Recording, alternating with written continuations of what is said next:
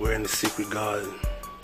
I have grapefruits, I have apples, cucumbers, lemons, and pineapples. I'm not going to put the grapefruit with this, but I am going to put that together. And I'm going to use that machine over there. And I don't have any room in the kitchen, but we're going to make that happen over here.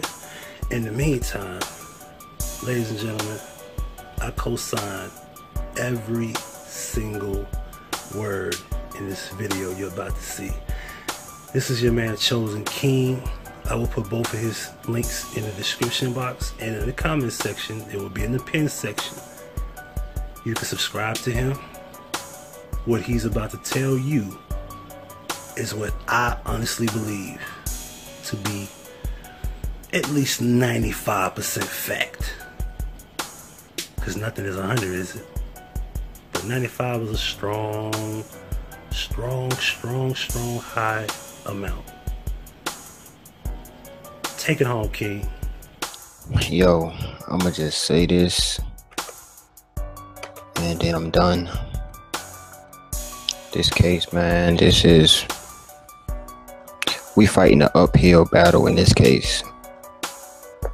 A battle that we can't even really win.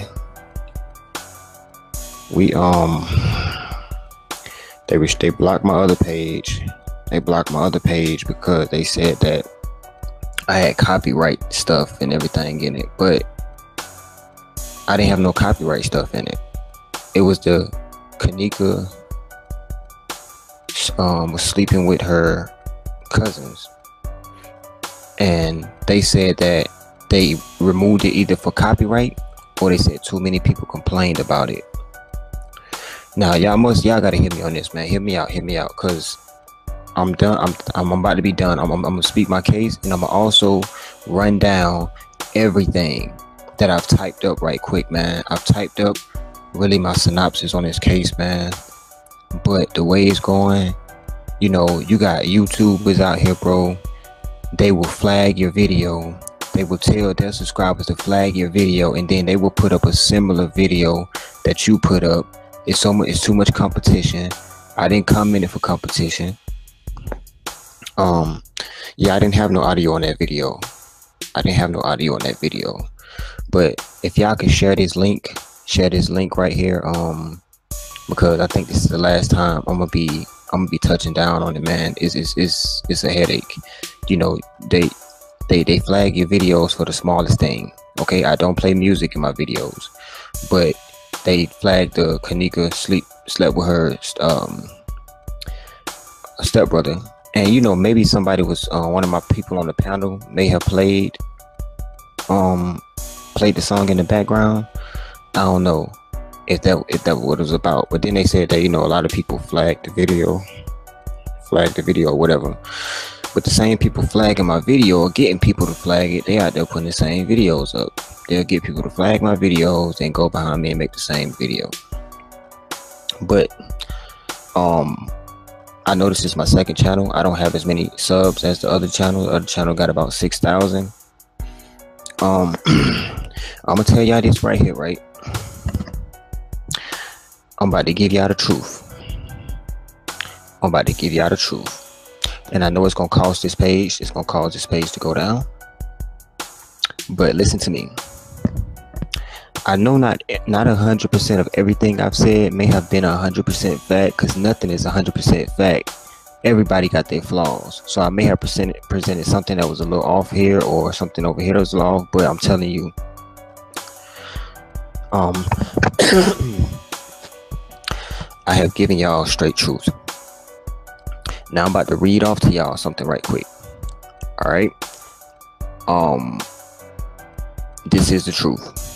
Okay. This is the truth. And I don't care what they say. I don't care how much, I don't care. This is it. Listen. Kanika Jenkins was a young girl who lost her father some years ago. Also, she lost her brothers to the prison system after a crime he had committed. The prominent male figures in her life were now gone, and then she left Atlanta, where she stayed with her cousin, and moved to Chicago. She moved with Teresa Martin and Lenora Harris. It has been proven that neither Lenora Harris or Kanika are blood daughters of Teresa Martin. We have reason to believe that while Kanika's prominent male figures in her life, that if the prominent male figures in her life were still around, then she would be safe. The killers apparently waited until they were out of the picture to strike. To them, it was the perfect moment. I wouldn't be surprised if the lockup of Kanika's brother was premeditated to get him out of the picture, because he was probably the only one who would have rolled hard for Kanika and exposed the plot placed on his sister's life. Now, to me, the two killers are actually Teresa and Lenora, and I believe the stepdad watched it go down in an admirational type fashion. Let's start with Teresa. Let's start with the motives. What could the motives be that Teresa would want to take out her daughter? Motive 1, financial gain. She stated on the 6th, the night we believe the heinous crime took place. She stated that when she get rich, she gonna look out for her people. Now, unless she had a lot of scratch-off tickets in her house or a psychic ran some lottery numbers by her to play, we all know this was very unlikely unless something was happening later that night that would bring her a substantial amount of cash. Sounds like she was celebrating too early to me. After death, Teresa informed the public more about her GoFundMe pages than she did Kanika's phone records, more than she did who brought her car back to her, more than who was the lady who walked her to the floor in the hotel. It seems like when it comes to the money, she is very adamant about it. But when it comes to true justice, we can't seem to get anything from her but an occasional "hey live" or "these people have an agenda." I mean, we did see her at the protest with shopping bags. Not saying she isn't entitled to shop, but I would think before she buys lingerie to appeal to James, she would at least get 50% of her so-called daughter's justice. And let me not even start on the $30,000 that was dropped into her account by someone who has family ties with the Murray brothers. But let's go to motive 2. Motive 2, jealousy and hate. I don't believe Kanika and Teresa were that close, even though they want you to think that with the few minor videos of her doing a split on a pecker and her in the room with her. And she also stated in the room, "My child never comes in my room, y'all," which I believe to be true. 1 second. To be honest, I believe they never really communicated. If they did, it was very minimal. After reviewing tapes and such, I feel that Kanika was a bit standoffish from both Lenora and Teresa. And as much as people try to discredit, we will not retract or take back the things we have found over here. And one was the incest and sexual abuse that Kanika underwent while in Teresa's custody. We believe the mom was tired of the family embarrassment, and also we believe she would go to great lengths to protect and please her boyfriend. She dressed and carried herself like a woman in competition with Kanika rather than a mother who had guardianship and was setting good examples for her. Motive 3, to appeal to the higher ups. Even though we don't technically live in a slavery type society right now, we still have people of color who will go the extra mile to appease a higher stature position sector of whites. I think that they made a deal with, i.e. the organ guys, the hotel heads, and anyone else up the ladder who needed their butts kissed at the time. Fact. Teresa stated she had a ticket in the car for the 6th, but also stated that in the same breath that no one drives her car who isn't on her insurance. And Kanika was the only one on her insurance. You sure she didn't mean life insurance? Anyway, so if she didn't go on the 6th, then who did? We believe Kanika went on the 6th. That ticket, along with her phone, were believed to already have been in Teresa's possessions the day of the 911 call. Teresa has yet to tell us exactly who brung the car. She only states her friends. Well, this is a valuable piece of information that is being withheld. Kanika's phone is also a valuable piece that is being withheld. She only decides to call the police 3 hours and 30 minutes after finding out that her child is missing. As soon as you got the news, your blood should have been racing along with your mind. But it took you the length of almost 2 NBA basketball games to pick up the phone and call 911. The monotone voice that she had on the 911 call was the voice of somebody reading a script. The police on the phone said, "Your daughter may be upstairs in the room drunk. Just give it a while." Teresa says nothing about this line. If she would have said, "No, she isn't up there, sir. We just went and checked," that would have thrown a little bit more credibility in her performance. Fact. Teresa had a thumb fracture brace on her hand, accompanied by a semi-swollen eye at the first interview on the steps of her house. People have found sightings and pictures where she has this brace months ago. You see it on at one frame of time, then it's off, as if it is healed. Then we magically see it return around the time of her daughter's death, also with a puffy eye to match. I believe that Kanika left us those clues behind to let us know she fought before she died. I.e., Lenora's interview outside the hotel, she stated, "When I saw my sister's hair, it was all over her head, looked like she had been fighting." This is the first and only time we really hear of Kanika fighting is from the sister's mouth. Why couldn't her hair look like she had been drowned?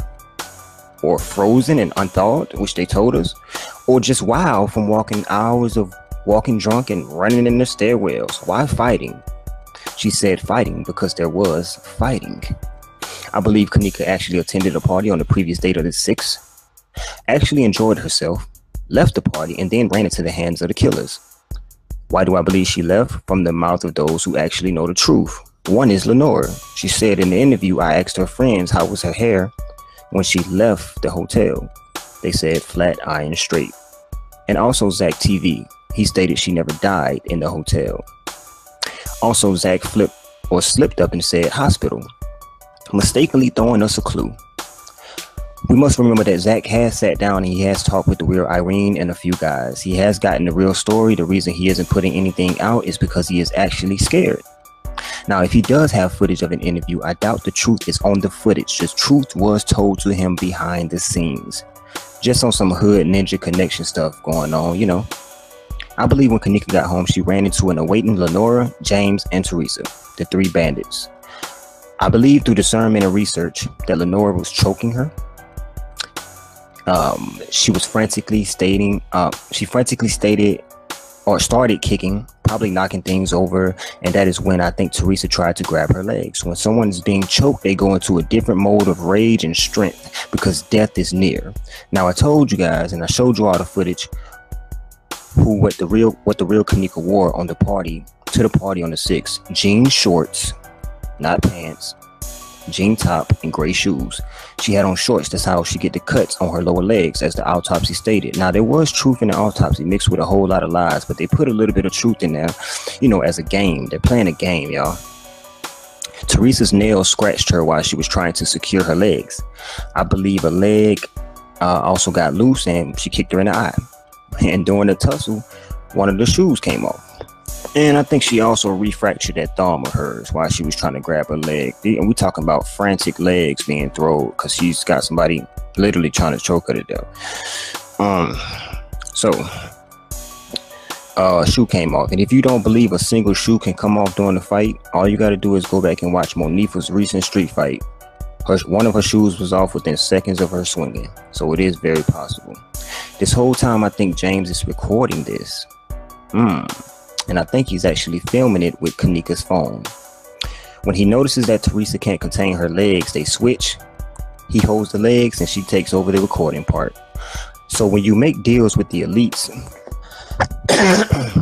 you must also have the proof of the sacrifice. That way they are covered and they don't get screwed on the back end. And they would also have incriminating evidence on you just in case you decide to go back out and expose them, you know, say years from now.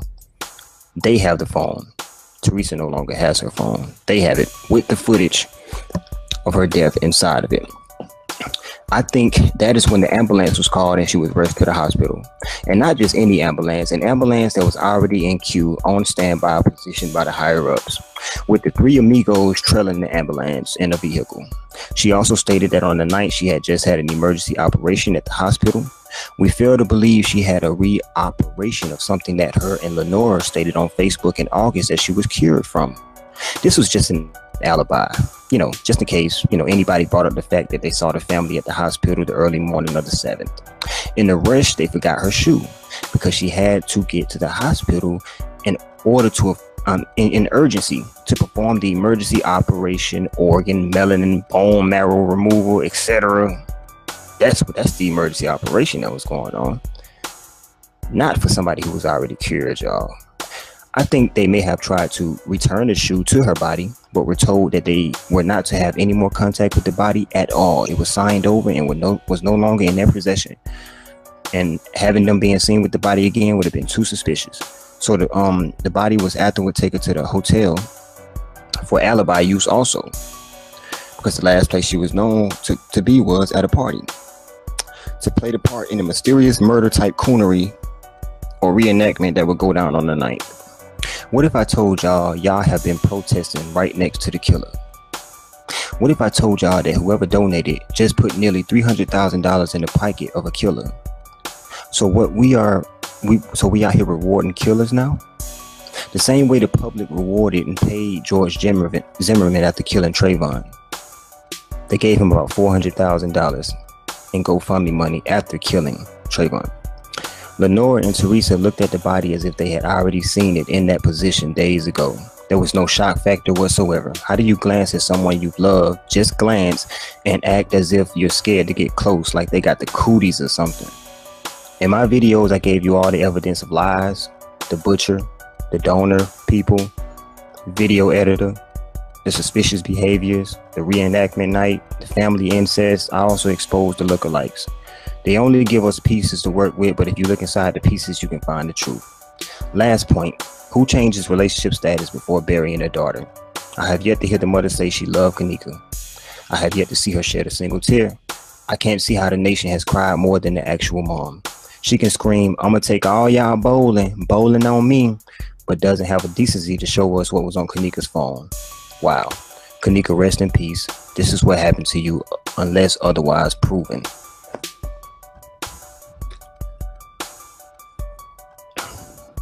And I'm done.